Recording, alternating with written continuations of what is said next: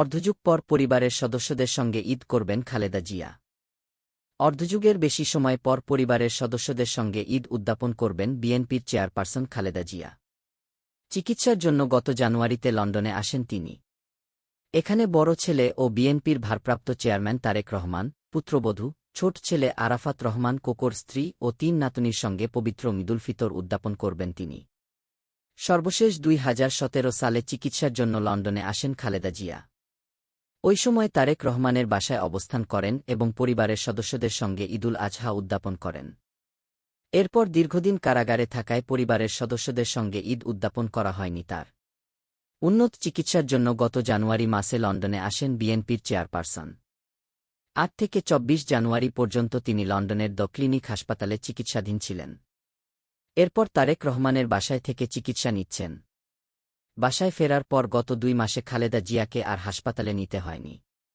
কোনো পরীক্ষার প্রয়োজন হলে দ্য ক্লিনিকের চিকিৎসক ও বিশেষজ্ঞরা বাসায় গিয়ে তার স্বাস্থ্যের পরীক্ষা করছেন। খালেদা জিয়ার ব্যক্তিগত চিকিৎসক এজেড জাহিদ হোসেন প্রথম আলোকে বলেন, তিনি দ্য ক্লিনিকের অধ্যাপক প্যাট্রিক কেনেডি ও জেনিফার ক্রসের অধীনে বাসায় থেকে চিকিৎসা নিচ্ছেন। এছাড়া তার চিকিৎসায় গঠিত মেডিকেল টিমের সদস্যরা সার্বক্ষণিক খোঁজখবর নিচ্ছেন এবং প্রয়োজনীয় চিকিৎসা দিচ্ছেন।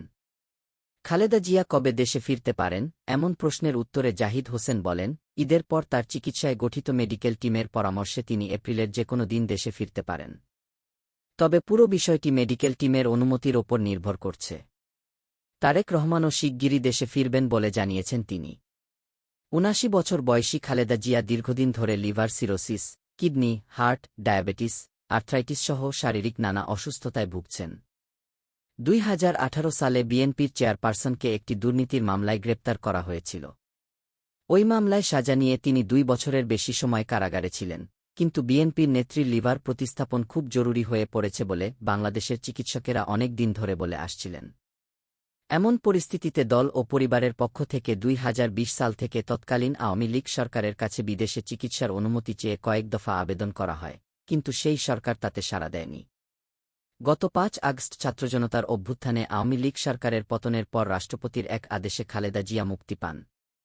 এরপর দুর্নীতির যে ২টি মামলায় তিনি কারাবন্দী হয়েছিলেন, সেগুলোর রায় বাতিল করেন আদালত।